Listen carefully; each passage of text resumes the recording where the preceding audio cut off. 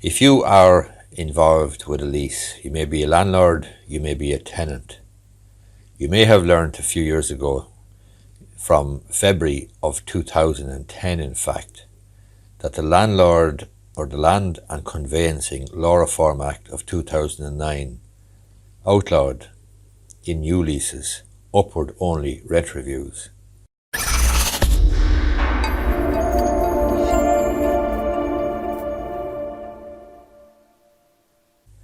From February of 2010.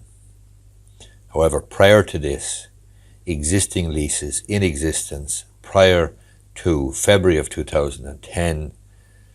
which contained upward only rent reviews, were still valid and enforceable. And this created a type of a two-tier leasing situation where leases entered into prior to February 10 could have an upward only rent review built into them, and leases afterwards were prohibited from containing such a clause or such a provision in relation to rent review. Clearly, this has an impact on the value of the interest that the landlord holds, and indeed the value of the interest that the lessee holds,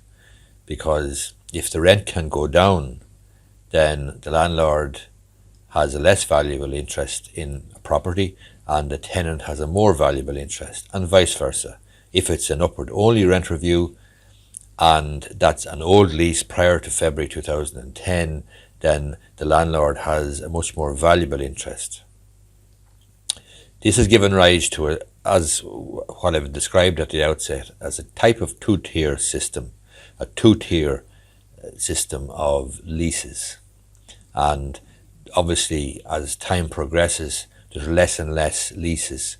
prior to 2010, but there's still a very, very significant number in Ireland. And there's one thing that you need to be careful about, and I've only discovered this recently myself, and that is that if a deed of variation is arrived at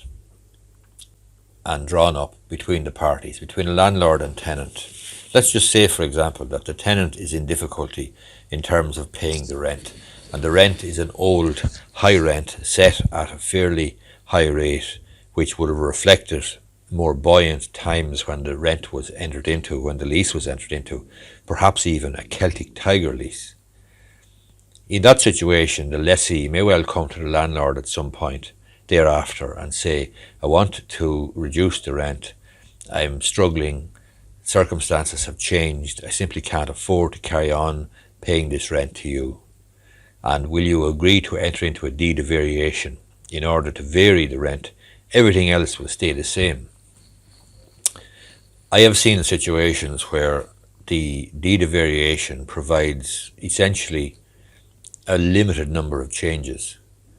and it makes specific reference to the lease having the same terms and conditions, save for the couple that have been changed. But the couple that have been changed are of very, very significant importance, because one of the changes that I've seen is where the term of the lease was changed. So the term of the lease was extended by, let's say, 5 years, let's say 15 years, let's say 20 years. But it now transpires that there is decided case law that where the term of a lease is extended like that, the old lease is probably deemed to have been surrendered and a new lease comes into being. Why? Because a new lease or new interest in the land has come into being. It's a new interest with a 15-year longer lease or leasehold interest, or 5-year or 20-year or whatever. But the critical significance of that is, if a new lease has come into being, if the old lease has been deemed to have been surrendered, then the new lease will be created after February of 2010, and therefore an upwards only provision in that lease is prohibited and is against the Landlord or the Land and Conveyancing Law Reform Act of 2009. This is a very, very significant development, and it is something that a landlord could be very easily taken in by, where doing the right thing, or what he perceives to be the right thing, agrees to a rent reduction, agrees to a change in the term of the lease, and then discovers afterwards that in fact what he's agreed to is essentially a surrendering of the old lease, which would have an upward only rent review,